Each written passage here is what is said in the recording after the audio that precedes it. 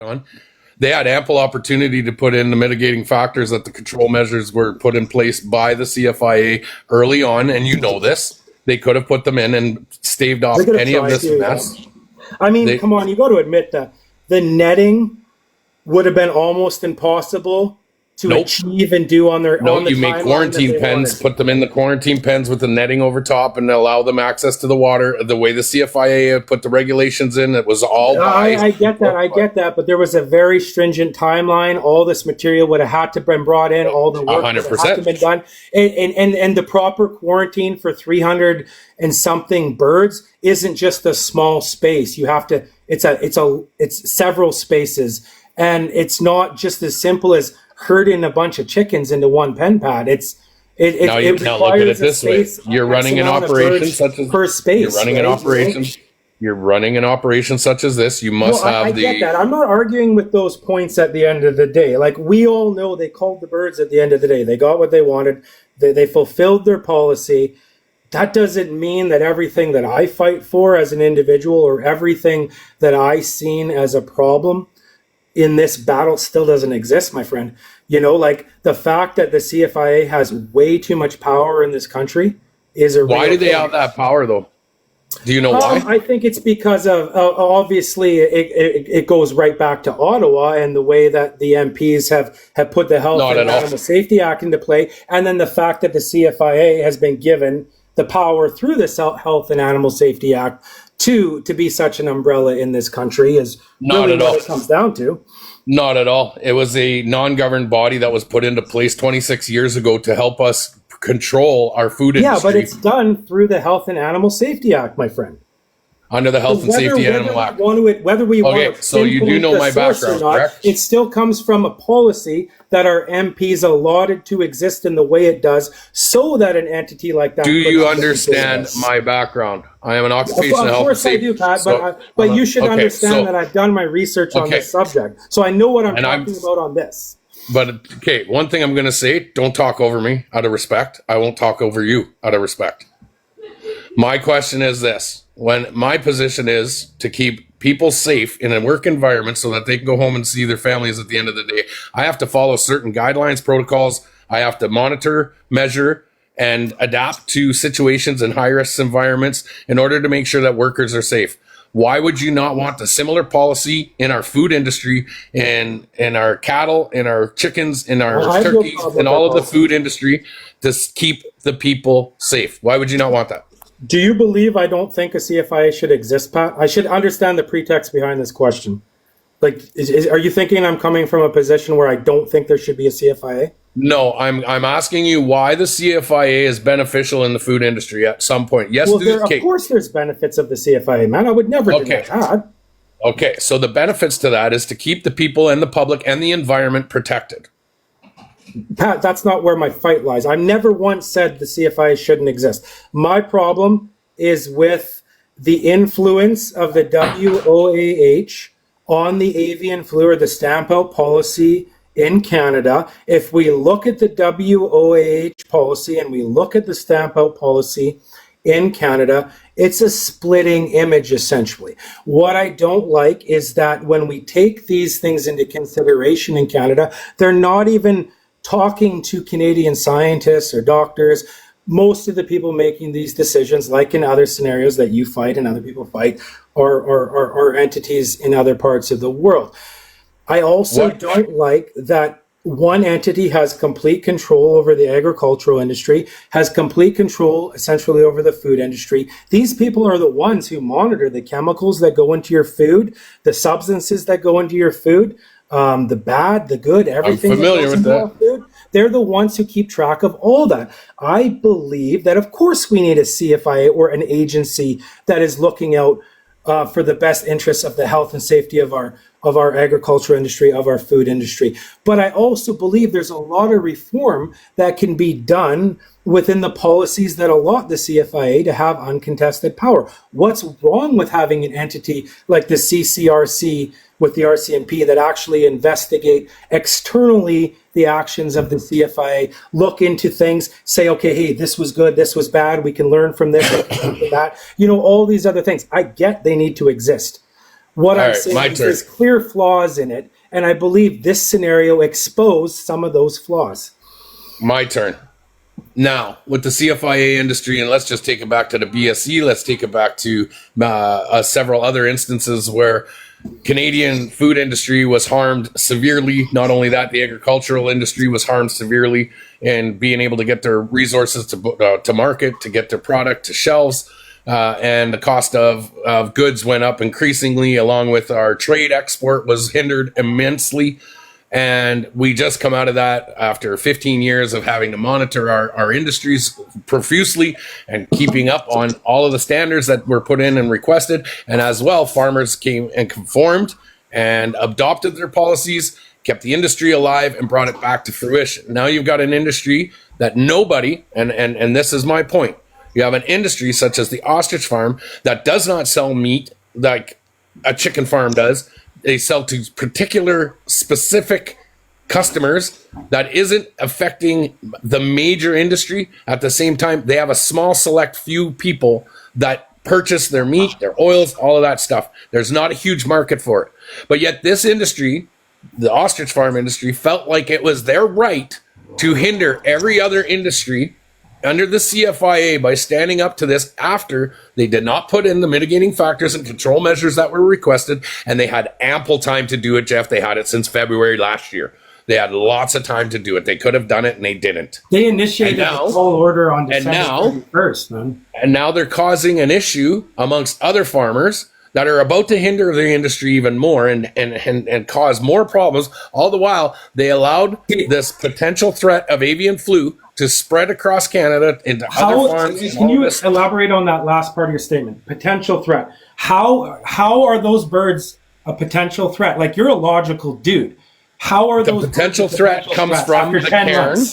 Okay, so now you've got the cairn, the dead animals that were left on the ground for weeks while people saw these animals getting pecked alive by birds, buzzards, crows, eagles, all of that stuff, which then spread it around the environment, which passed it on to other watersheds and surrounding areas, which we have no the control. government of British Columbia has open air dead pits where they dump all the animals that are roadkill off the highways into open air pits off the side of roads. That's roadkill off the side of the highways. These are talking about animals that got hit by vehicles. We're not talking about animals that have. No, I'm just saying in general, rotting carcasses. Like, how do you know those animals? Like, I get what you're saying, but you know the CFIA. But you're justifying. You're not justifying. You're justifying it on the basis of this. Was the same as that, Pat. The CFIA's plan, original plan, was for the family to call them themselves and bury them on their own land.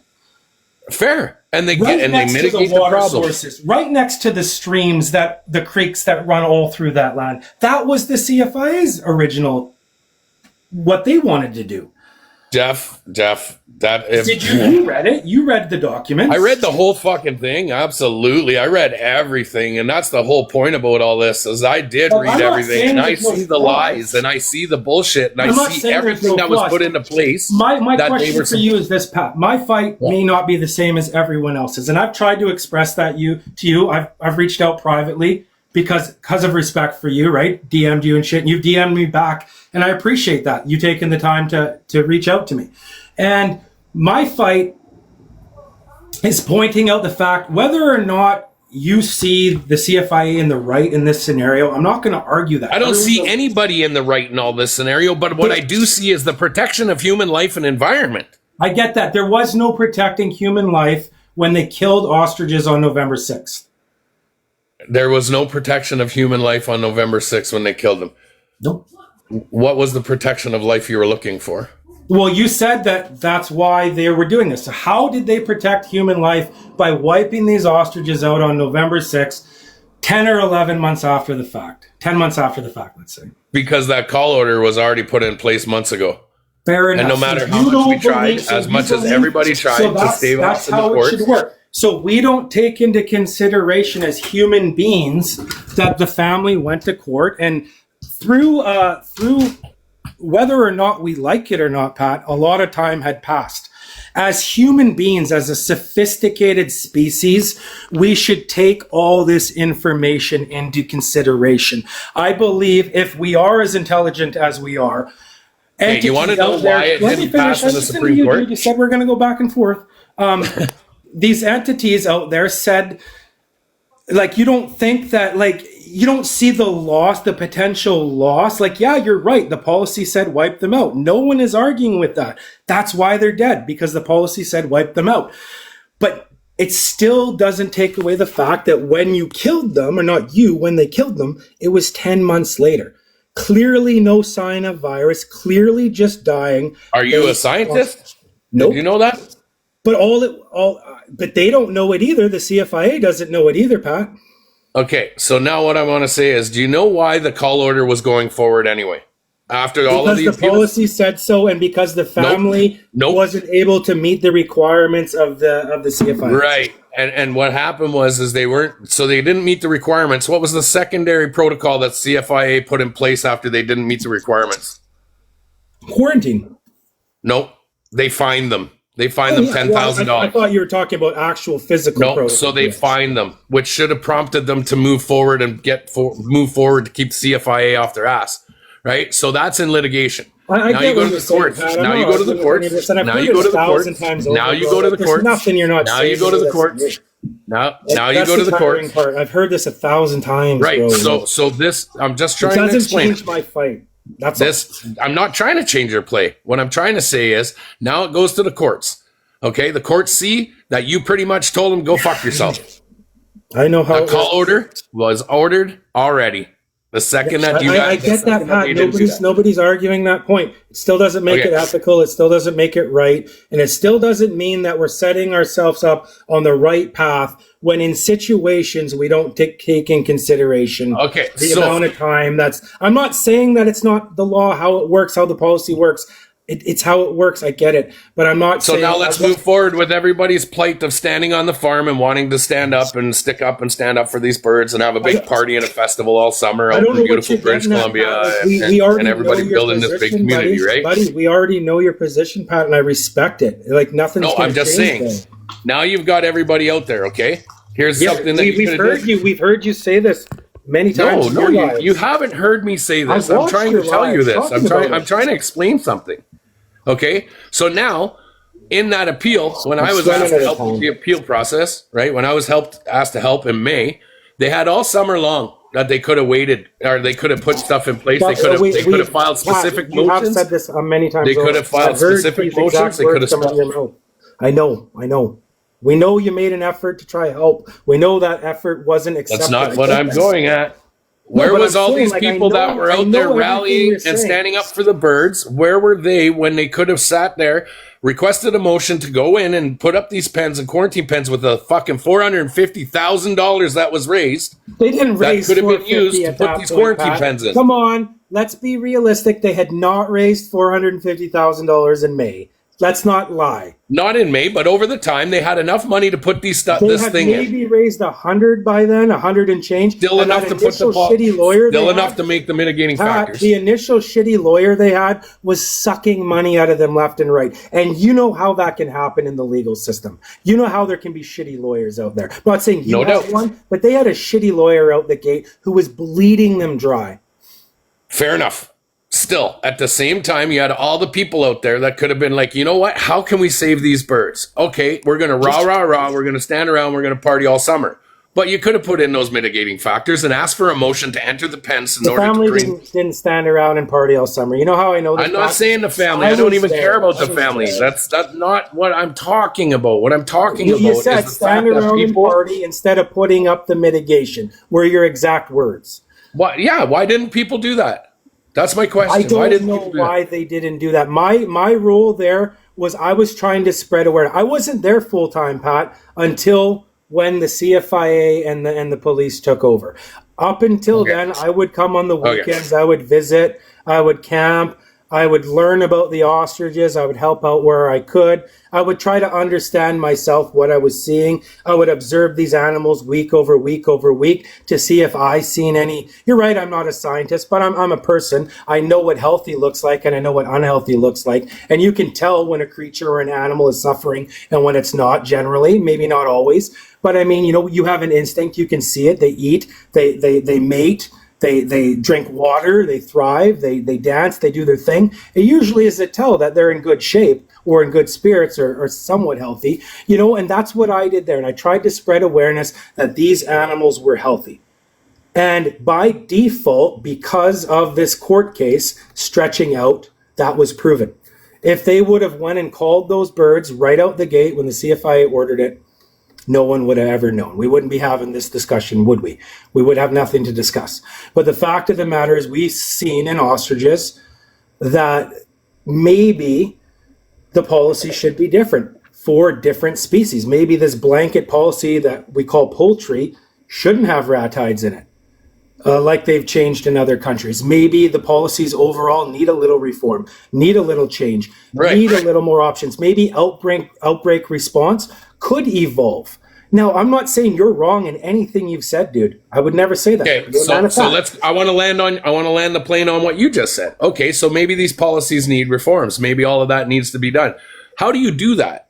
How do we change those policies? How do we make that reform? The MPs that we already are engaging. I've had conversations now, Pat, with a dozen MPs on the matter. My own personal MP, my MP in my neighboring riding. I've talked, and I know MLAs are kind of feudal with a federal policy, but we got a whack of provincial MLAs on our side now that understand what we want to do. And granted, this is not something that is an instant gratification thing. And I'm not a guy that looks for instant gratification in life. So now, why weren't you guys or other people or Katie or Karen or Dave, why were they not in Ottawa requesting meetings with members of parliament to be in front of the House of Commons or being in front of these policymakers and asking and requesting that? Why was that fight not brought to the there was even petitions put forth to make those meetings happen. Petitions do fuck all, you know that. I get that, Pat, but Scott Anderson was right there in Ottawa trying to align meetings for us. Other MPs were trying to, not for me, for the family, for their farm.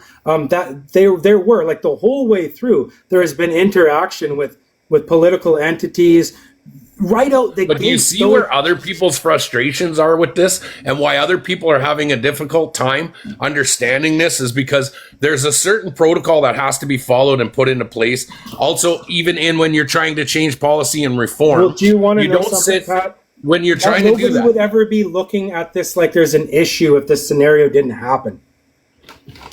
Actually, lots of farmers have been lobbying their politicians and talking out about this. There's a whole board that's been built in Alberta. The general public, unfortunately, barely even knew the CFIA existed. Because it doesn't affect the general public, but what it does affect is the agriculture industry, everything the farmers. You put in your body this is crazy, you don't grow yourself or your neighbor grows. But you know that the farmers' institutions and the farmers' board and preservatives that are put in everything we eat are approved by the CFIA. It does affect us. Do you know that these boards that fight for these things to change and reform things in the agricultural industry are already established? No, there's not. Not one to change not one to reform the Health and Animal Safety Act. We know this because there's a bunch of MLAs, politicians, doctors, and scientists right now that are putting together a board to focus on the Health and Animal Safety Act. Well, I'm gonna call you on that one because I know of a board in Alberta. Which board exists right now? I would love to know. The Alberta beef cattle industry board, a national board. Sorry. Well, it's a provincial board, but they have a lot of sway and pull. The Alberta cattle industry. I do believe the family has been in contact with them. Okay, so why weren't those avenues exercised? You believe, you don't know. Yeah, I will look into that. But if you're talking, I'm almost certain that if you're talking Alberta, that they were engaged or at least talked to. But you know what? I will double check that because I don't like to be inaccurate. Okay, so that's what I'm saying. Why wasn't the appropriate measures taken when pushed to change reform and to cause reform within the CFIA industry? And don't get me wrong, I think that it needs to be reformed. I think policies are a little overbearing somewhat. But at the same time... You can tell me that you've never done things in ignorance. And when I say ignorance, maybe just not fully understood completely how it works. We've all done things in ignorance. This was a small family farm in Edgewood, BC. They're not politicians. They're not lobbyists. They're just regular people. So I get what you're saying, 100%. But I could say simply, well, why did people make mistakes and not do things the right way? Maybe they just simply didn't know the right way to do things. They did. And here's my question. Do you No, they think didn't that if know the policies were followed, if you go back to May, they most certainly didn't know the right way to do it. Do you think that if the policies were followed and that everything that they were put in place, do you think these birds would still be alive? I don't know. That's speculation at the end of the day. Maybe. Do you think that if the mitigating factors were put into place and they did everything that they were requested, that these birds would still be alive? I don't know. I guarantee you they would have been. But I don't know. I don't really trust the CFI. You know what, Pat? You say all these things, but I got a lot of insight on the inside of dealing with the CFIA. I watched how they communicated with the family, even when the family tried very hard. I watched that there wasn't even an individual to talk to. They had to do it through a portal online. They didn't even know who they were speaking with. It was just called Agent 7. And, I get what you're saying, but I also see another dynamic of the CFIA that maybe everybody doesn't get exposed to. Maybe you have. You're a guy who's involved with a lot of stuff, so I'm most likely along the way you have experience with them. But, the average person has very little experience interacting with the CFI. I actually have quite a bit of experience. If you're a farmer and you're in the industry, you're selling ostrich meat, you're in the farming industry, you should know the policies and procedures, and then you should have a contact number and an emergency contact number in the event that there's an incident on your farm. The CFI slaughtered these. At the end of the day, the CFI every farmer, healthy animals. Every farmer. I get it. Every farmer has that number in their parlors. I'm not arguing with you, but at the end of the day, CFI slaughtered 314 ostriches in a 5-hour period in the middle of the night on November 6th. They didn't have to do that. They didn't have to go down that road. They were ready to do it hours after Supreme Court released their ruling. They already knew what the ruling was going to be, or they wouldn't have been ready. And I'm not saying Supreme Court is crooked, but I'm just saying they were pretty confident, that that's how it was going to go down. And how they did it wasn't humane. The way they treated those animals wasn't humane. Maybe it was minimal government guidelines or standards. I was there day in, day out once they took over. I watched the deterioration of those animals, and I watched them lose weight. I watched them eating out of mud puddles. I watched them trying to find seed on the ground because they didn't have access to food because the CFIA was dumping all their food in one central location. These birds had never eaten that way in their life. They didn't even know what was going on. Was screaming through a megaphone, startling the birds and swearing at them all day long as they were being... Wait, I'm almost done, man. Regardless of the CFI being allowed to do what they do, it being legal, it being under the policy, they certainly weren't ethical about it. They certainly weren't humane about it at the end of the day. And they did try to send a message across. Now, if the family would have been more cooperative, would have been different? Probably, Pat. I'm a logical person. I understand where the logic comes from. I've been in the cattle industry. But at the end of the day, it still didn't change the fact that's how the CFIA chose to do everything. I'm not saying that's not wrong either, but now I'm going to say this. When you startle a herd, okay, when you're out there and you're screaming, yelling, gunshots going off, not saying you guys are doing, but there were fireworks. There was you screaming on a megaphone all day long. Yeah, there were other events that people were screaming and yelling. That does cause these were in the last panic. Moments. Hang on. You talked, my turn, right? So now the birds are startled. Things are going on. They can feel the tension. Same with a cattle herd. You go out into the field. You start, you start running around. You start banging 2x4s together to get them moving. You get the dogs out there. You get the horses out there, and you cause the animals to panic. Okay, you start to cause the animals to panic, which causes them to act like they were, like you saw in the birds. Now, I'm not saying what they did, how they shot them, how they did all that, what was going on. I don't think that was appropriate. I really don't. I think there's a better way, an ethical way that could have been done. But at the same time, you don't think the outrageousness that was going on, the dramatics of everything going on, that didn't add to the startlement of the birds and what was going on? Sure. But you want to know something? I'll give you that 100%. When I was yelling over the speaker, that was when they were herding the birds. We were trying to get the birds to run away from the guys with the nets, and they were, for the most part, when we were doing that. Once they herded the birds, there was nobody on any mic. You heard me on a loudspeaker in the middle of the night, at like midnight, or 11 after they had shot for hours and hours and hours. I finally was just like, I couldn't take it anymore. It was gross listening to it. That was my weakness. Absolutely. I would have never put myself through that trauma to sit there and go through that. It was stone cold silence. Nobody was saying nothing. And you're right. It probably spooked the birds how we were feeling before it all. Pat, I won't take that away from you. It was the final moments. These birds' lives were moments away from getting ended. We were stuck where we were. We couldn't release them out of that pen. There was guys with guns everywhere in there. What do? People people reacted in those final moments. I can tell you, we kept that environment peaceful, calm, and respectful to those birds for months and months and months, and we made them feel loved and appreciated, and we tried our best to be good people in the process. Did it go down the way perfect? No. Absolutely not. Is there things that I might have tensions were high, buddy? Tensions were high, obviously. Okay, so I understand that. But now again, we'll come back to my last takeoff on my plane. Was had these protocols been put in place, those birds would still be alive today. Potentially, I guarantee you. Potentially, yep. But you know what, Pat? Would they have come up with something else? Probably to not. be honest, they wanted those birds dead, dude. They wanted those birds dead. So the family did submit rare genetics application. But you don't know that that's proof. It's been proven that they didn't even have a contract with the Tokyo University. I'm not talking about that. I'm not talking about the antibodies. Well, you're saying rare genetics and all this stuff and the antibodies and all that stuff. It's been proven that that was all a lie. The breeds of some of the ostriches. But that was proven it was all a lie, Jeff. It's not proven that it was a lie. They didn't meet the requirements, so all the information wasn't given to the CFA in time. But even I feel lied to, because I thought, well, shit, that might be a positive thing. And now I'm finding out, and people have done it, and I've tried to research. I tried to look into the Tokyo University, and I put many an email into that. You're confusing two things. There's two separate subjects: the antibody research and the rare genetics of the birds. Some of those birds, some ostriches on Earth, are endangered species.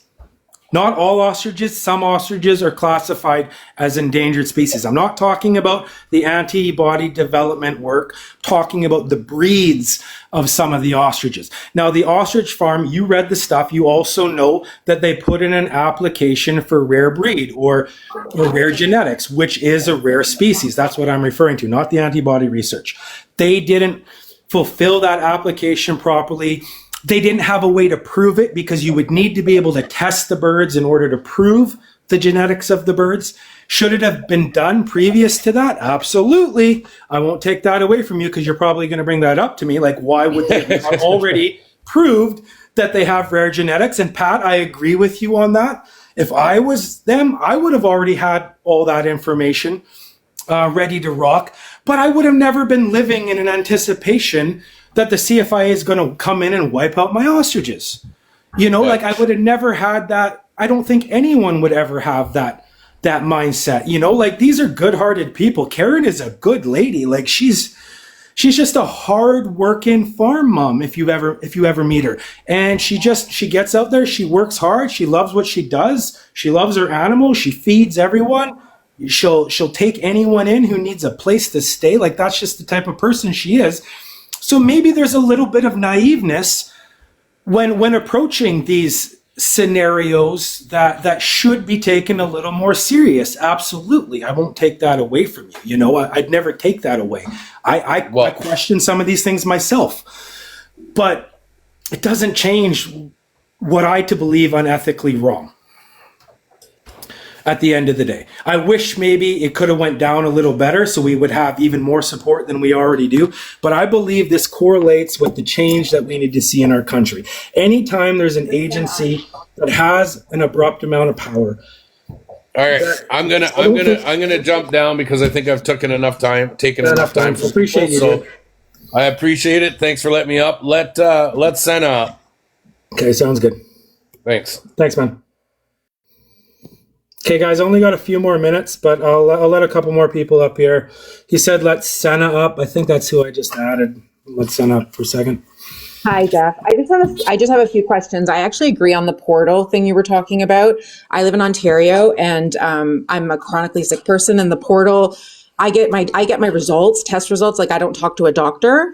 I get everything through a portal, and it's awful. It's not fun. It's very inhumane.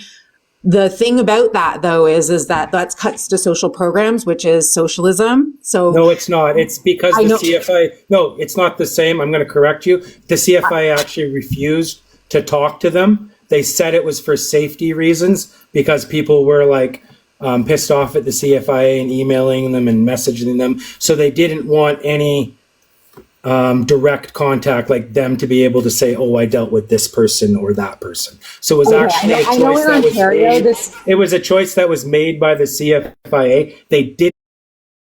They could have actually had phone calls with them. And early on, I was part of one phone call between Courtney, Dave, and myself. So I know that I just wanted to bring that could actually happen. So it wasn't due to a lack of funding or a social scenario. It was actually a choice by the CFIA in this matter anyways. So in the past, you and I have had disagreements during the pandemic, and I have a question. So can we both agree that pandemics most often are I'm not talking about pandemics today, don't No, but they're caused by animals. Like we're talking about this subject here. I do appreciate you, but No. I'm curious because I need to pick your brain because I've been watching you, and I just want to know, like, if we can agree that animals are a main cause of pandemics. Animals are a main cause of pandemics? No, viruses are a main cause of pandemics. Well, yes. You can say animals are particularly. Any less than you could say humans are. The virus in history, it's always comes from an animal. If you look out throughout history, like the bubonic plague, any type of plague was animal. I'm sorry, it's an argument. We're going way off of where I was. So we'll go back to this. So for me, I know that the risk of something like avian flu would be really high. Then why has the American government just canceled all the avian flu funding research?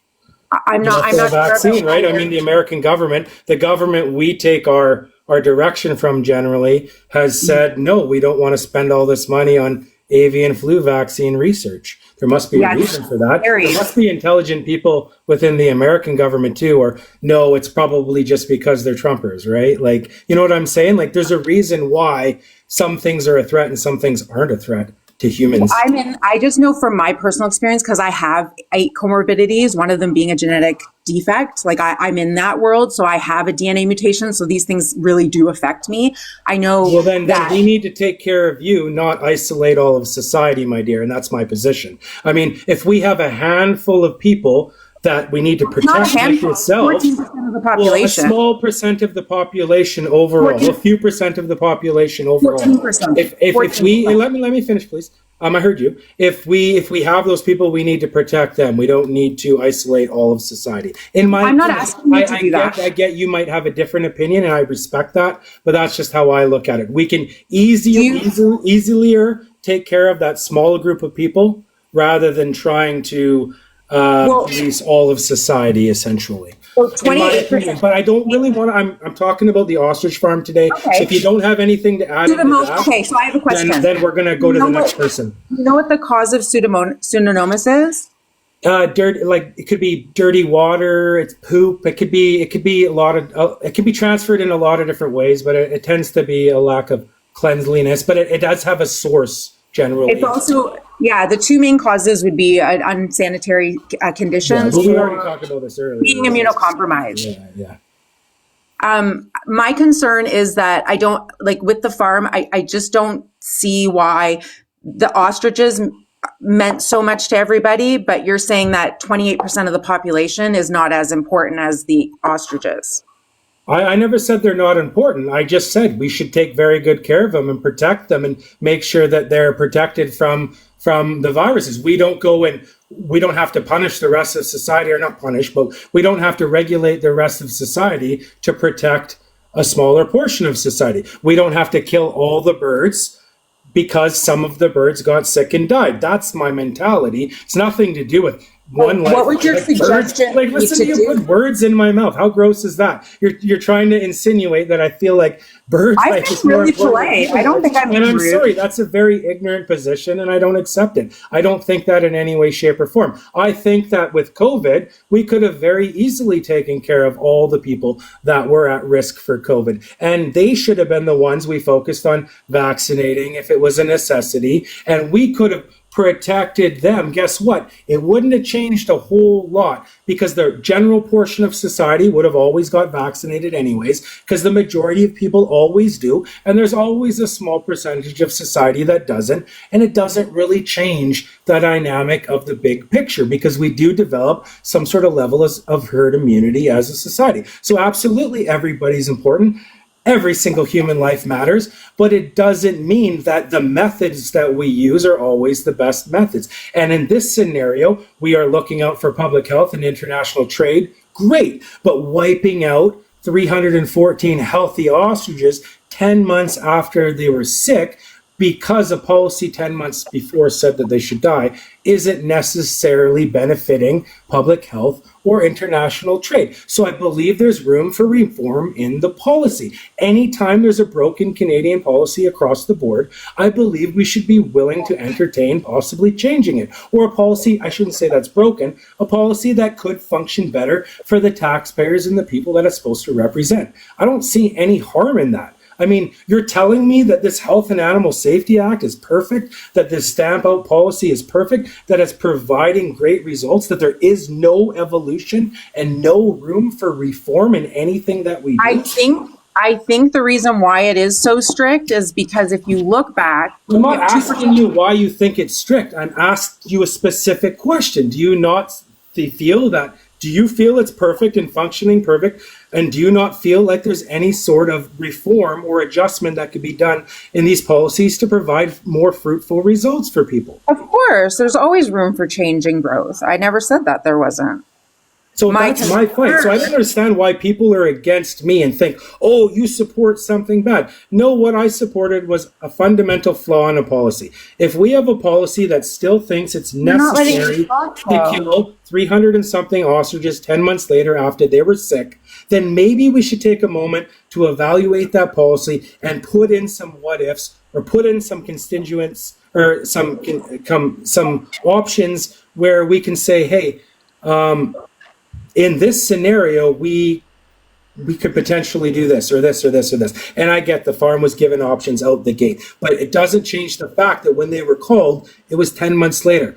Like, why not have to prove illness after X amount of months? Why not after a few months take 25% of those birds? We would have paid for that ourselves. We offered too many times. It's cheap. It's not expensive to test the birds. A few grand, we could have tested them all. And then they could have said, yes, look, they're sick. Yes, they're carrying the virus. Or no, they have immunity to this virus. Wouldn't that have been a gift to humans? Oh, and to this fight, if we're talking about, you talk about vaccines and you talk about, looking out for everybody. Isn't development and research in viral protection part of that plan? Is it always a one glove fits all? Like, is antibody development and future potential in medicine not something to take into consideration? You're not letting me talk, though. Well, what I'm saying is going to take a while. If you're going to bring up these subjects, I'm going to have to finish saying what I'm saying.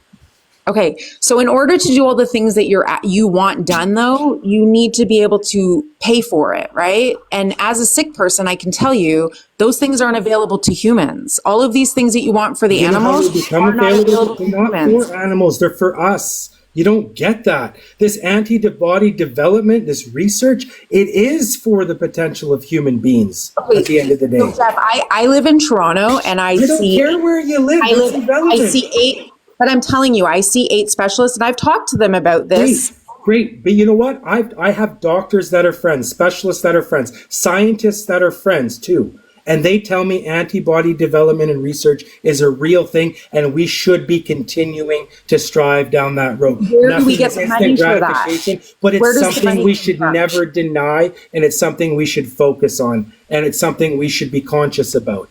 And that's the end all for you. You don't have to agree with me. Like, I don't understand where the fight is there. Some people agree with it, some people don't. My You agree with frustration- vaccines, clearly. my frustration- You support Are you why I'm vaccines. frustrated? You realize vaccines at one point were just somebody learning how to study a virus and figuring out that if they gave you Well, if I small take amounts of that chemotherapy, virus, I you could understand produce medication, I antibodies. take blood Well, guess thinners, what? I You can understand. produce antibodies for a virus without actually even coming into contact with that virus. If you get introduced to an antigen, one strain, one protein molecule. Okay, but an of that antigen only virus. lasts. Antigen is only short term. Antigen Yeah, is but an only like. antigen, it's not, so is a vaccine, my dear. An antigen triggers the same. vaccine- No. the vaccine Let me triggers finish. your An system antigen, we're not to having a fight the scientific virus. talk today The anyway. antigen But is an a treatment. antigen You're not can letting me essentially. talk. Good. I'm glad I'm not letting you talk. An antigen can trigger the same immune response as a vaccine can. Thank you for letting me finish. Now you can talk. Holy crap. You muted me. Because you wouldn't let me finish my freaking sentence. You, So you wanna argue with me angry. about What am something I'm not I? even How have arguing I with been you about. hostile to you? I have not been hostile to you at Because you all. come in with this attitude like you know better than everybody else. And you know I'm what? telling sick you of from my I'm sick of experience. people who think they know better than everybody else just because it's their positions. No, what's frustrating to me is that for several years now, I've been told I'm disposable and I'm being told by Nobody's you. told you you're disposable. that Stop feeling sorry you for have. yourself. You Why have. are you You coming have. here lying and telling me that people think you're disposable? I You're don't think crying you're about disposable. ostriches, dude. You're crying Dude, about wow, birds. who are you? This is my They were life. eating This them. is my life. They were eating them. You look like a Dina, crazy this person. This is my live, and I'm going to talk about what I want. If you want to do a Cena live where poor me, people have been treating me like I'm disposable, do a live, and I'll support that live, my dear. But this live is about the Universal Ostrich Farm, not that Cena. People out there for some reason think Cena's disposable, because I certainly don't. So you're barking up the wrong tree. I'm not doing a live about the fact that Cena's immune compromised and some people treat her poorly because of that. I'm talking about the subject behind me today. So why not start a subject or a live based on that subject, Cena, if you want to talk about it? Like, be that inspiration, be that leader. Maybe I'll join in on your live and discuss it with you. But I don't understand why you want to make this about you and your immune compromised system. Try to point out the fact, in your opinion, that we think birds are more important than you. Why? Because we're not jumping up and down saying poor Cena's got an immune compromised system. And that's a sad thing, Cena, and I hope you're the best. But what does this have to do with the fact that I was fighting for this cause, if you don't mind me asking? Because nobody is telling you in this live that you shouldn't exist or that you're disposable, my friend. That's you bringing that to the table.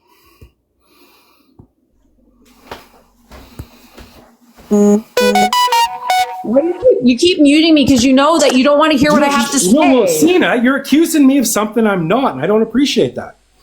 Dude, I've debated you before. You're the debate guy. When have I ever said to you that you're You said disposable? only 2% of the population unalived from COVID. You used to say that to me, right? 2%? Yeah, because a lot of the COVID So if deaths- bird Hold on, flu excuse me, hits you just humans, asked me a that's question. 48%. If you ask Do you realize me a how much- question, if you ask me a question, let me answer it, please. No, I said 2% of the people died of COVID. A lot of the people that died of COVID died with COVID. There's no proof that they died of COVID because they changed the way they reported the deaths after the first year or so. And we know this because we can look at British Columbia as a perfect example. They used to show the COVID deaths every night on the news, and one day they randomly stopped. And when I talked to a doctor and a nurse and a couple other nurses about it, they said they changed how they wrote it down. When someone died and they had COVID in the system before, early on, it would automatically get flagged as a COVID death because they didn't know how to categorize everything. there wasn't enough data to figure everything out early on. And later on, as things developed, as they realized stuff, they realized that, okay, no, COVID could be a secondary, a third, or a fourth. So sometimes someone could test positive for COVID, but it could be their cancer that killed them, or another. I have cancer, yes, I understand. So I'm not saying to you that people didn't die from COVID. Not everyone who had COVID died because of COVID. Okay, so for me, I have two blood clot disorders, right? So I was high risk, so it would have unalived me for sure.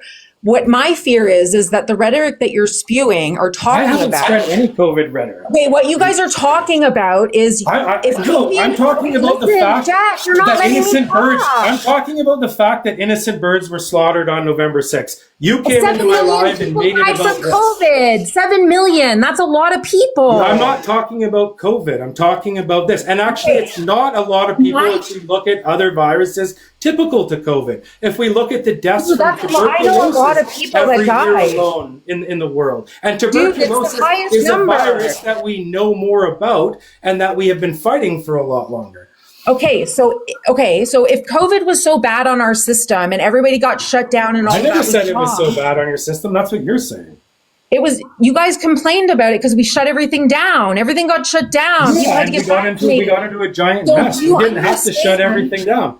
Do you understand? Okay, Sina, I gotta go unless you want to talk about the ostrich farm. Okay, I'm talking about the ostriches. No, straight up. Any more talk about COVID, then I gotta let you go. Do you want to talk about the ostrich farm or not? If those ostriches were infected and say they did infect the population and other people, that's 48% of people would unalive from avian flu. Can I ask you a question? Population. Okay. How many human cases of avian flu have been in Canada?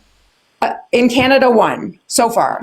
But what do you want? Do you want it to be 1,000 or 2,000? No. That's what, Sina. My point is, it's one known case. There's probably been. It's Senna. Sina. That's one Why known. Do you keep saying my name Sina. If you're gonna talk, you gotta let me talk too, please. Well, say my name right. Stop saying my name wrong. I don't care. Well, then I'm gonna call you S. Okay? You're getting really bent out of shape about a name. I'm gonna call you S from now on. Okay? So either way, S. And I apologize for saying your name wrong. I don't get what your point is. Nobody's sick from the avian flu. There's no proof that the avian flu is a risk to humans. And just because there's one known case that they tested, and I met that young lady, and it's weird how no one else in her family got it or anything. And yeah, it could have been a mutation. You're right. Whatever it is, it's not a threat to humans. And just because she's the only known tested case, how do you know thousands and thousands and thousands and thousands of people have not had the avian flu already? Maybe millions, maybe hundreds of thousands. So what I'm saying is, if that is the case, and I'm just speculating, if it is the case, then it's not as severe or as deadly as we're even anticipating it to be, if that's the case. So if there's one positive case, that tells me there's probably been a lot more cases than one, if it does exist in human beings. Yeah. Are you pro eugenics? Like, I'm confused. Are you pro, like, sick people? This is about the ostrich farm. So are you wanting to suggest anything else other than that avian flu comment? Okay, so why? Okay. Why were the barns that fell on the birds not repaired? Why didn't they have shelter? There was no barn that fell on there. There's one barn there that has like it had a plastic on it that wasn't the thickest plastic, and that plastic essentially tore up and got rid of. There was an under thing that you can't see that would get pulled out underneath. And probably finances. In the last year, they haven't been able to make a dime or really go on that property to do any work other than feed the birds. So, I mean, there's potentially a chance of a reason why. I know that they have a giant tarp ordered for that. It came overseas. It's one giant thing, and it's apparently ready to rock, or has been for a while, but the family didn't have access to their land to do that for a long time now. Okay, last question. I have just one more question and then I'll drop. So I don't understand why that's even an issue. I mean, well, because I talk to people that are... You talk to people who? Other people who talk to other people? Like, no. People who lived in that community said that because they lived in that community, they're experts about a farm on the very edge of town, 10 kilometers from community. Like let's give me a break. And a lot of people in that town seem to hate those people Just because the of last previous question business I have. experiences with Dave or whatever, which has nothing to do with the fight with the ostriches. Okay, last question. So one thing I'm hearing a lot is that the CFIA came on and it took from their land and stuff like that. How come the farm owners keep calling it their land when they're renting?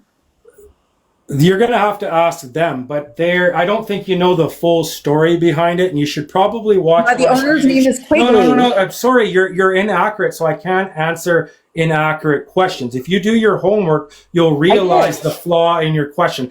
And you're going to have to answer that question to them. Well, because it's April, not, will be, no, are April you is the hearing me? eviction. Yes, are you hearing me? You're asking someone who's Yay, I'm telling you, not an owner of the farm their personal business. Do better. But you kept saying their land. You're the one who was saying their land. You kept saying their land. You kept telling everybody it was their land.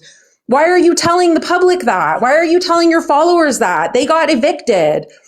Their eviction is up. April. Can anybody hear me? Can you guys hear me? He paused me.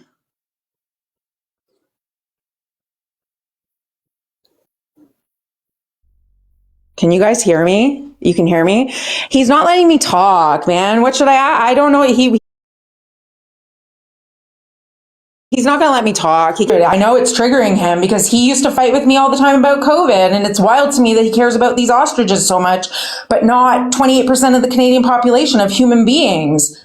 Humans, that if avian flu friggin' hits us, people like me are going to die. So it's a little bit important for me to stand up for myself. I'm not centering myself, Jeff. I'm speaking up for immunocompromised people because people like you will run roughshod all over us.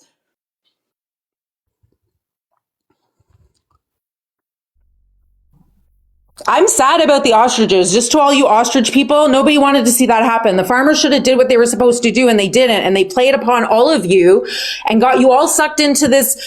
I don't know. We shouldn't be fighting about this. We should be fighting. If we're going to fight for animals, let's fight for native Canadian animals. What about the 300 wolves that were just called? What about the polar bears? What about the caribou? Like, we have animals in our country that are going extinct. We should not be bringing animals here from Africa. They were food. They were eating them. I have pictures of them eating them. And then what? Testing on them? I thought you guys are against that shit. Don't put vaccines into you, but put antigens into the birds. Do you think that's fair to the birds? I don't think they consent to that. That's animal research. That's no different than what they're doing to beagles or anything else. You're testing on animals. That's not okay.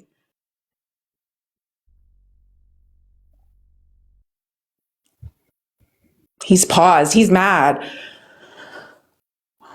I was in the middle of like cleaning. I just saw him up here and I needed to come up, but I don't know if he's coming back. I just know that like there's so many things that Jeff could.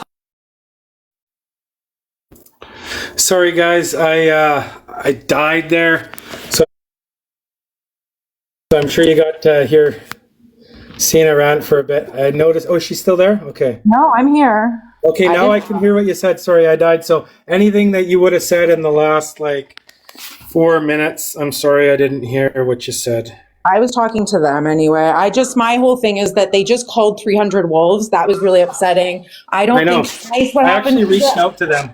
I don't think it's nice what happened to the ostriches, but I understand why it had to happen. Didn't have to happen. You didn't have to kill healthy animals. I'm sorry. You can't say why it had to happen. Take a look at me. You can agree with why they did it. You can't say why it had to happen. If you look at me, it didn't have to happen. Okay, but if you look at me, it didn't have to happen. Okay, if you look at me, you would think I'm healthy. You would look at me and be like, "That girl's healthy. She's an attractive, healthy woman." I get what you're saying, and I respect but I'm you, not. Senna. I am but you know so what? high You know what? risk. How come you know you're not healthy, Senna? Because I have cancer. I have blood but how do you know that you have cancer? Because I got tested.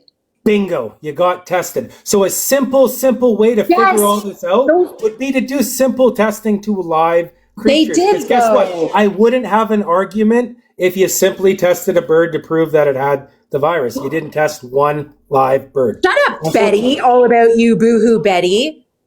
Stupid. You got rude people. I don't want to fight with you. I don't have, and I'm sorry if I said your name wrong. Senna, like Jenna. It's not okay, well, whatever, Senna. The reality is, I got nothing against you. The Cancer's not reality is, if we look at all the contagious, COVID deaths in the world and we calculate it by how many people are in the world, it does come out to about 2% of people at the end of the day. Whether or not more came from one country or more came from another, that's irrelevant. That's where my numbers came from. That's where my stats came from. And you're right about it's not a avian flu. COVID fight. It's You this, are right this about avian conversation. flu. This conversation today, I get you're all bent up about COVID still, and that's where your fight still is. But my fight is bigger and broader. I'm glad you spoke your mind about the Universal Ostrich Farm. I appreciate that.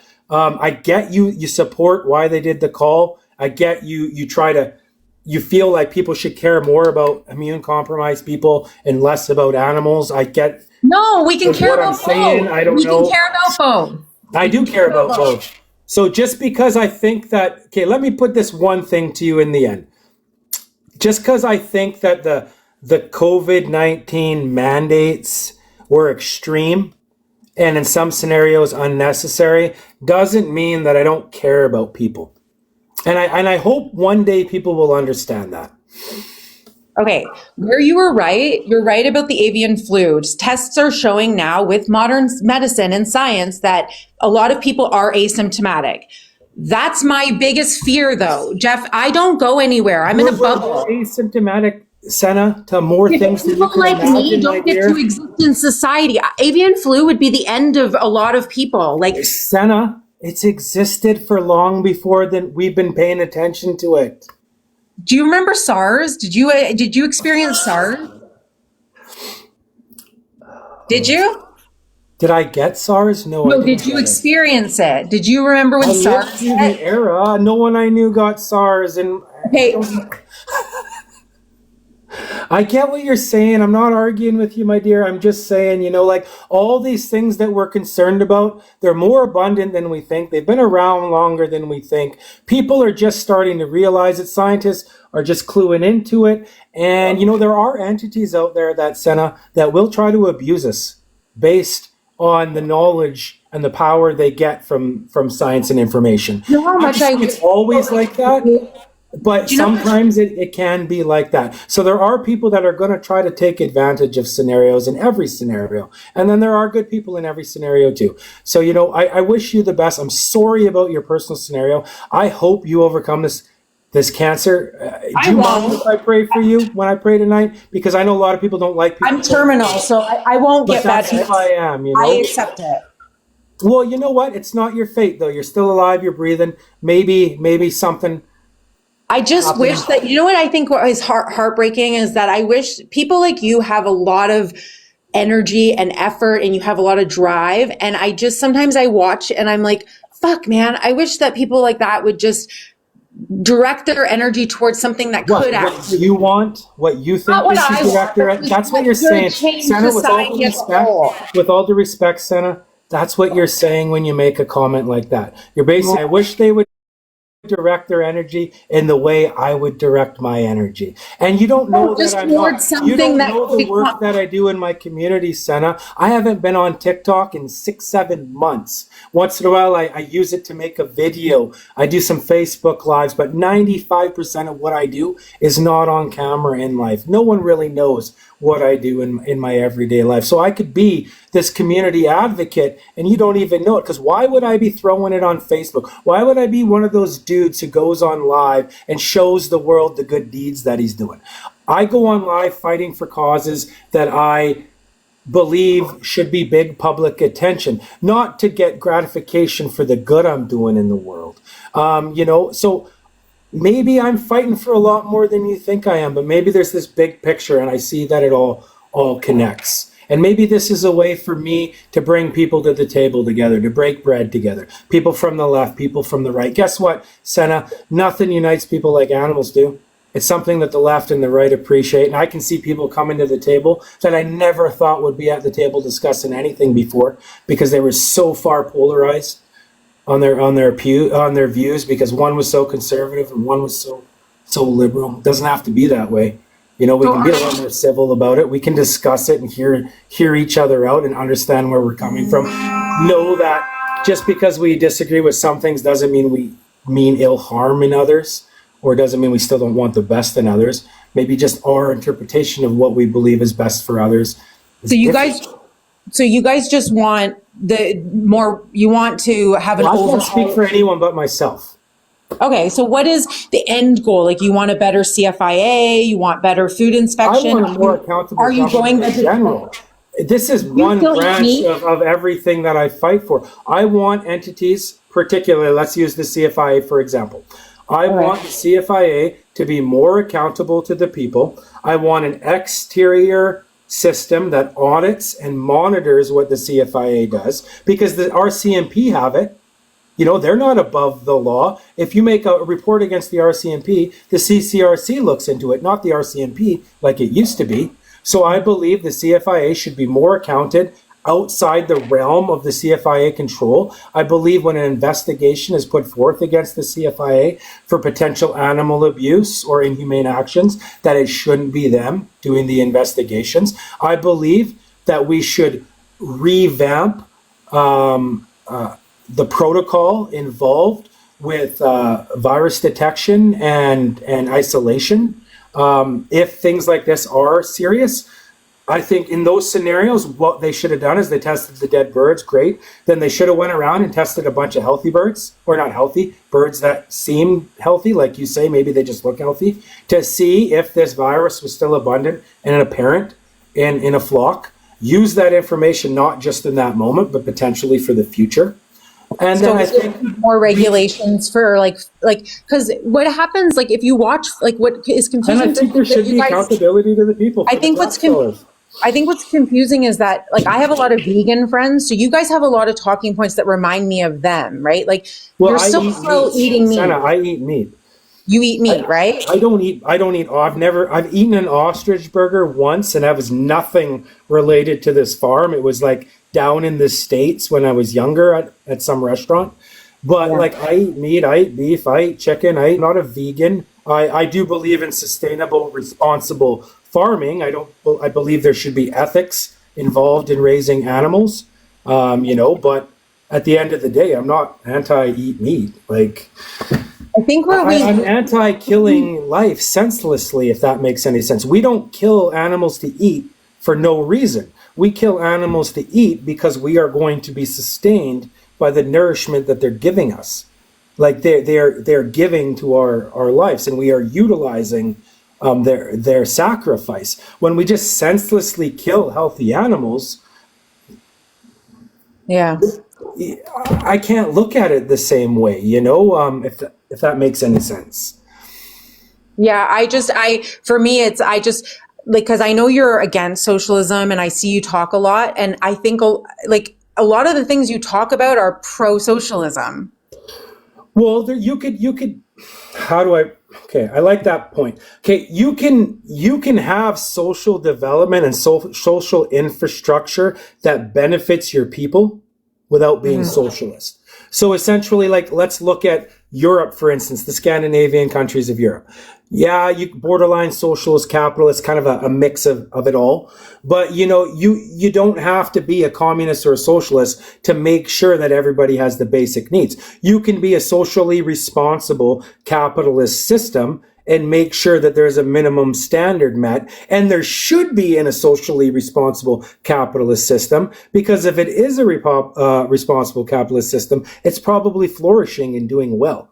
If it's Yeah, I'm a socialist libertarian. I don't even know if you know that exists. I think all of you guys are socialist libertarians, because a lot of the way I don't like the concept of libertarian, just because, less government, more government isn't the problem. It's the utilization of government. So you could have less and it could be just as inefficient, or have more and it'd be just as inefficient, or have double, or have two and it'd be just as inefficient. We could when we there's look a person at that wants the to get umbrella in of less government control gives more control of the people. Not always. Sometimes it gives more control to only a few people. So I'll get down. I just wanted to ask those questions. I think another person wants to come up. Hopefully you can give them some time. Yeah, I only got a few more minutes before I got to go, but I'm really liking where these convers are going. And don't take me the wrong way. I have nothing against you in any way. I wish you the best. Really defensive. I respect that we have different opinions, But you know why I'm a little bit hard on the surface, why I'm a little rough around the edges, is because of the abuse that I take from people day in, day out, just for being myself. Same. So I get where you're coming from. We can relate to each other in that sense. I cannot exist in society without people giving me dirty looks and everything. I understand that. But where my passion comes in is that I know that I'm a small percentage of the population. Well, so am I. Just a different small percentage. Like me, this is life or death. Like if avian flu comes, it's the end of me. It's the end of all my friends. Jeff, I lost about 40 people to COVID. Whether you think you don't know, you're assuming you know what the avian flu risk is and that it's as bad as COVID. And you're my making doctors all these assumptions. Jeff, I see a hematologist. Neither of us can make those assumptions because we don't have the data to make those assumptions. Sorry, Jeff, you can't make that assumption. You can't make that assumption. Jeff, I have doctors that are. I gotta let you go though. No doctor can make that assumption because there's nothing to make that doctors are warning me. Are we done though, Senna? Like, I'm sorry, we're not gonna have a discussion of how bad the avian flu that doesn't exist yet in humans is gonna be. Okay, guys, one more person. Who's been waiting the longest? Oh, I don't know.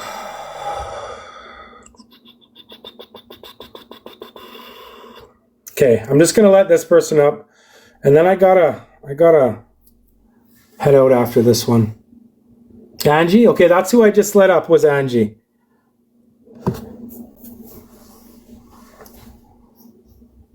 Nobody thinks anyone's death is funny. Everybody's lighten up a little bit. Nobody thinks anyone's death is funny. God. You guys are way too bent out of shape. You're not fit for this live if you get worked up that easy, guys, where you're going to get all bent out of shape in the comments like that. You should probably go to a little more sensitive live if you're one of those sensitive people.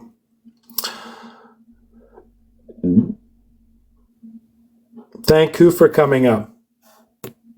Pat, I did thank Pat for coming up. The last person was a girl. I thanked her for coming up too. What are you talking about?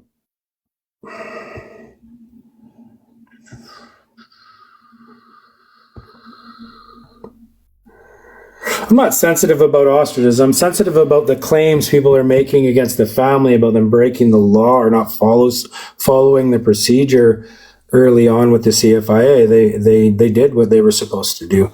So I don't like it when people are like, oh, no, they didn't report it. Well, they didn't have to because they thought it was Pseudomonas virus. Like that's where or Pseudomonas bacteria, that's where all it kind of blended from.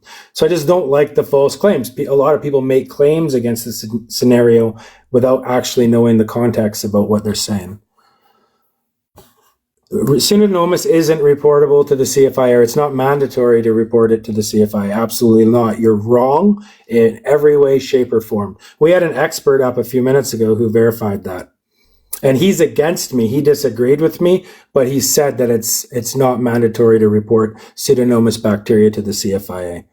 And he was actually on the other side of the fence as I was. So you're wrong. Sorry. Wrong.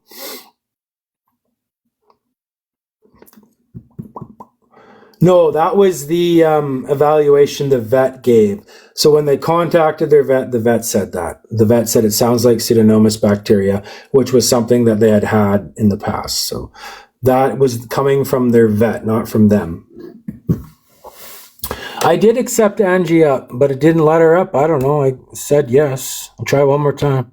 I only got 10 more minutes though, guys, and I gotta go. So Angie, I'm trying to let you up. Oh, there she is. How's it going? Good. Hopefully you got a new topic that or not a new topic, but a new angle that we haven't been beaten with a dead horse here. But yeah, I'm just wondering, you mentioned earlier in regards to some of maybe the local residents aren't fans because of the past dealings. Well, I think that's something that's obvious. I mean, it is what it is. I mean, there's nothing that can be changed about that. But I think, sometimes people have bias due to previous situations or scenarios. Absolutely. And, that comes into play when new things happen, and sure. I just think that's part of life. I'm not saying across the board that's what it is, but I've heard a lot of people vocalize negative things that have nothing really to do with with this and they want to discredit this because of that. And I get sometimes they come in hand. You know, you own yourself as a person as you travel through life. Absolutely. Now, do you mind me asking, have you ever been tested for H5N1 or anything?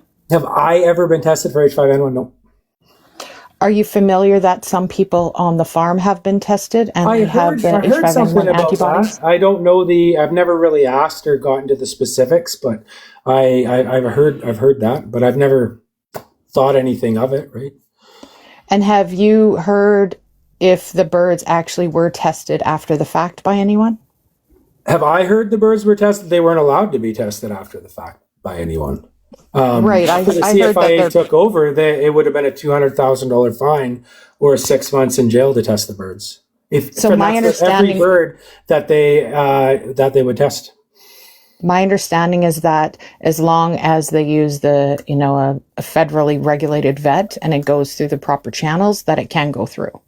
So you just can't go and test it at Carroll. They requested several times to test the birds in whatever fashion that the CFIA seen fit and appropriate. Right. So I'll tell you that I have three people alleging. You have to have the CFIA's permission. You can't just do that on your own. You know that, right? Once it's a quarantine site. What, and it can be tested, is my understanding, as long as it goes through the labs. With the CFIA's knowledge and cooperation, they have to be part of it. So you make the request; they're the ones that decide whether you can or not. Absolutely, you know that, right? Yeah, and which is fair. I think the farm and the CFIA should always be involved in everything. One side shouldn't do something. Enough, but the farm did on several times try to request testing at whatever means the CFIA thought fit. Offered to pay for it, whatever it may be, and they were denied on those requests. For sure. Do you mind me asking how you got involved in the farm? A few of my friends locally mentioned it, and I started following it from a distance. I wasn't really going to get deeply involved because I seen the logic in, okay, yeah, some birds were sick, but if they're healthy now, then we should take that into consideration. And if there is any potential science that they could offer, the future of this fight, then why would we not want to, embrace that as people? So I seen that initial court battle that was going on kind of at the end of the winter. And I kind of just watched that and I was like, they're going to win this one. I think the courts will dismiss it. Give them rights. The CFIA will establish, okay, this is how we're going to do business with you moving forward. And the ostriches would live and things would move forward. I seen them lose that battle and I didn't like that. I didn't like the premise. And I understood, it was because of the initial order. Like you're fighting the fact that they had the right to essentially utilize the stamp out policy, which you're never going to win. In a legal battle, right. You're never actually going to win that fight. But I understood that. And I just seen in the big picture, okay, if we bring some awareness to this, this is, this doesn't have to happen. And in the process, I started studying the CFIA a little more than I had in the past. Just started looking at the umbrella of the control they had, the dynamic of the agricultural industry. And then I started, looking at the audits that the CFIA had done over the years and stamp outs and all these things, started talking to other farmers.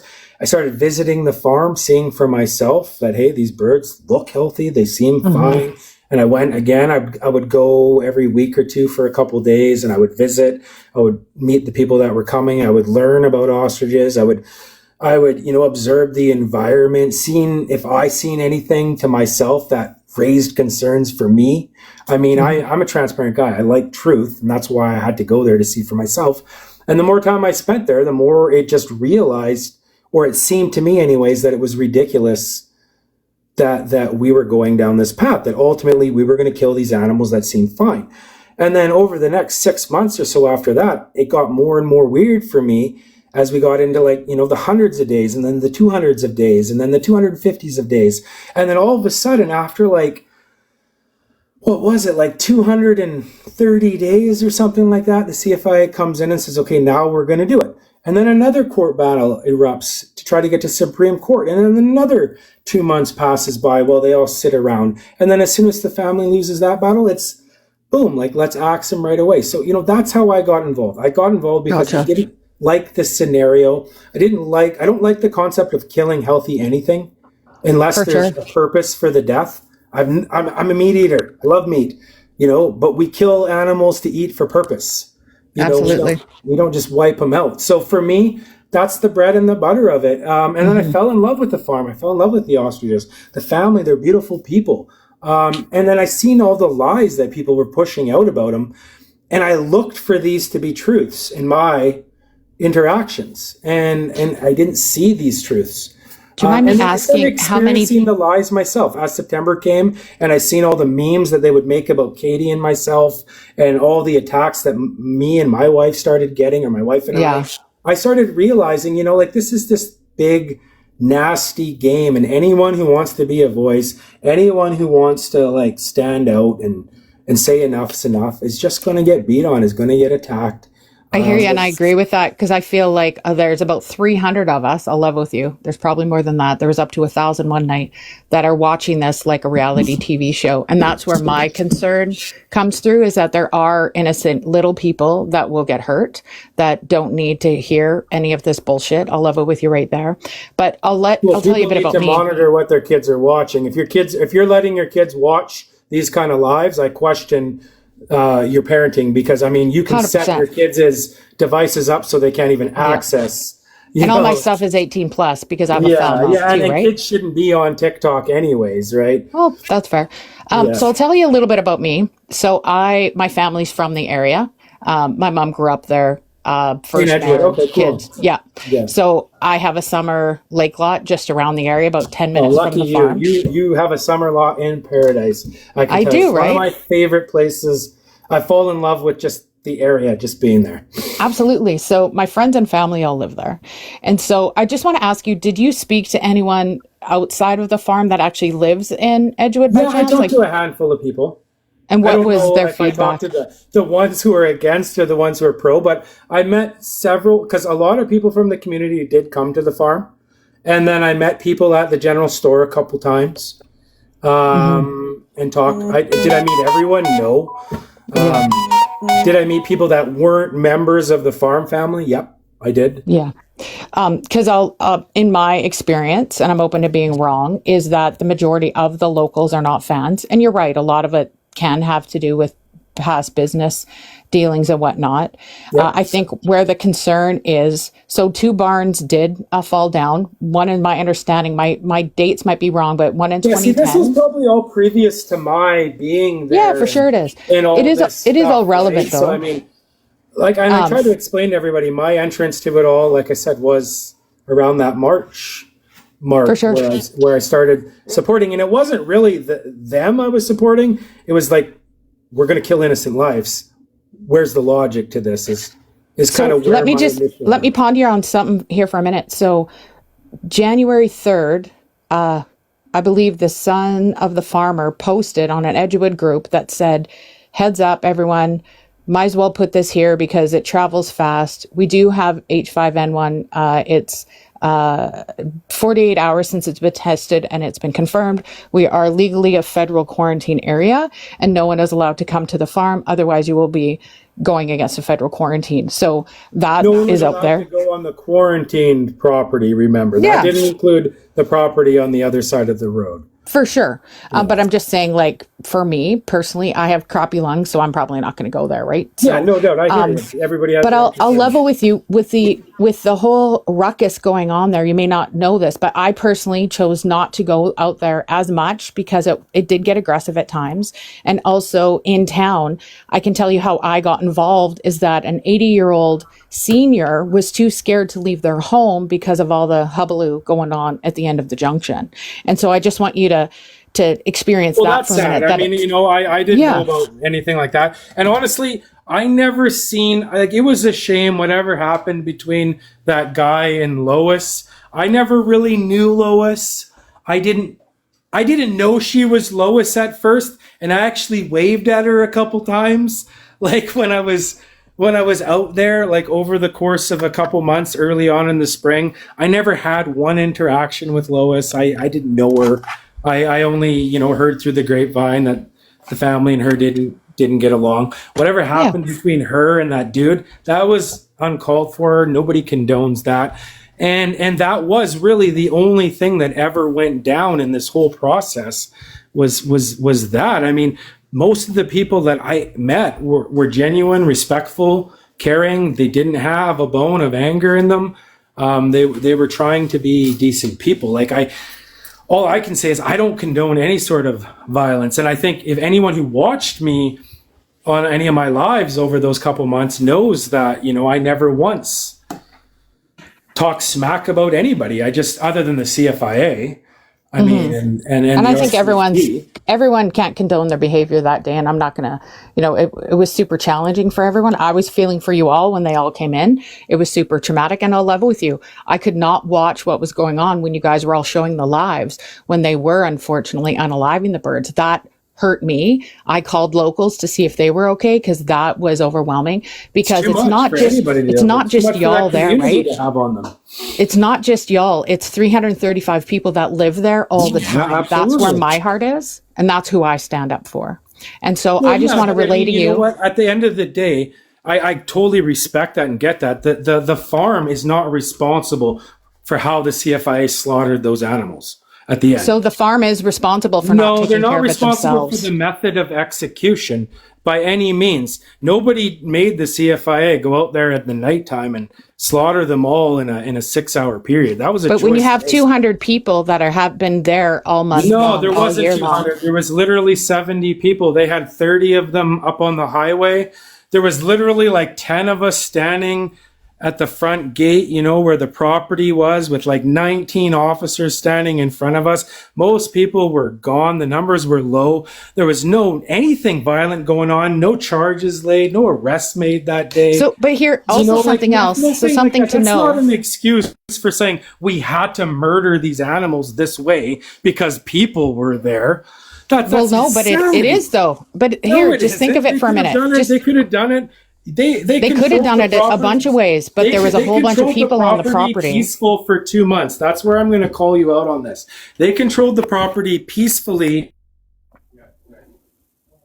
for 2 months without any problems, other than Jim Kerr, the Jim Kerr guy. He pushed grain that was on the one side of the gate or the one side of the fence closer to the vents where the ostriches could peck.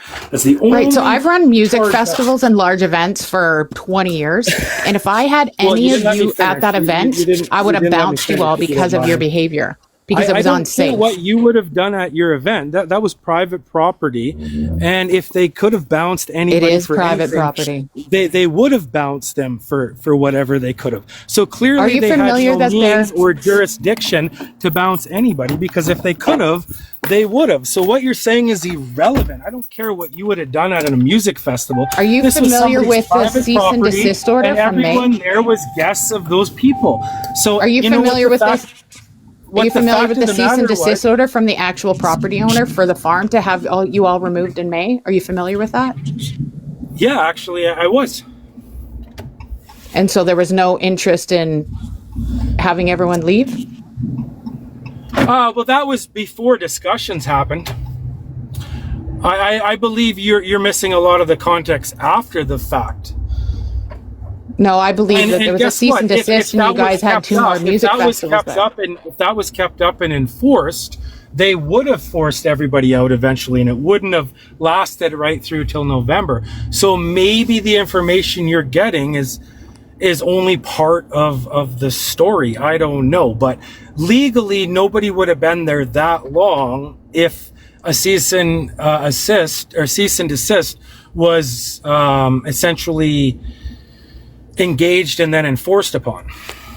It's given to the property owners. Sorry, I'm driving right now if I am not watching. But what they do with it is their choice, right? So that's something else that'll have to come up in court at a later date. Are you familiar that there has been threats from allegedly those at the farm to locals? Yeah, I'm here. Can you hear me okay? Hey, Angie, can you say something? I just want to see if I can hear you. Yeah, no, I'm still here. Can you hear me? Okay, perfect. Sorry, I just had to connect my Bluetooth so that I'm not breaking any TikTok rules here. No worries. Are you familiar that there have allegedly been threats from those at the farm to other members of the community? Allegedly, I see stuff online, people making claims. There's been a lot. I think allegedly there's been threats back and forth. Mm-hmm. I would say it would be safe. Now, allegedly, I don't know any threats personally myself that I heard that were made on either side of the fence. Are you familiar with volunteers from the last 20 years that are scared shitless to speak up publicly due to the farm? I don't know. I mean, all I see is whatever somebody posts online. So ultimately, without proof, it's all balderdash. Unless you're presenting evidence for people to actually rifle through, it's just words, right? I mean, and if it is true, that's a shame. But without evidence of it, it's just people's hearsay. And there's a lot of hearsay that floats around on both sides of the fence. Yeah, I don't know that at all. So I don't know what to take of that. When people present evidence, I'm more than willing to look at evidence. What I would like to ask, if you're open to it, I have a little thing just like this where we have live conversations that I would love to have you on one night if you're open to it. If you want to message me at 5, I like to do them at 5 o'clock at night because we do have a lot of people in the East Coast as well that like to watch these. If you're open to that, like 5 Pacific. Yeah, I'm open-minded, and I generally won't talk as much if it's not my live, right? But what I don't want to be part of is, to be someone on a panel that's just there for other people to attack. I have no problem with having discussions, answering questions. As you can tell right now, I'm trying my best to answer the questions that you have as accurately as I feel I can answer them. But I'm not in to get attacked either, or to be trolled, or to waste time. I don't permit that. I host a really level-headed live, and I don't want that for myself. I don't want that for anyone. Perfect. Yeah. Well, I mean, send me a DM. I mean, today is a day where I'm not doing a lot. I'm going to pick my kids up right now, and then we're heading back home, and I will be around. So if you're doing something, just send me a reminder. Maybe I'll. Yeah, if you want to do it 5 o'clock tonight, if that doesn't interrupt your family time, we can definitely do it tonight. Well, I'll just be making dinner around then. I mean, I think what's important is we don't all have to agree. And what I like about talking to you is you're coming from a perspective of Edgewood. You're not hating on me right away because of what I represent or what I stand for. You're asking me questions about what I'm asking me questions about what I'm asking me questions about what I asking me questions about what I asking me questions about what I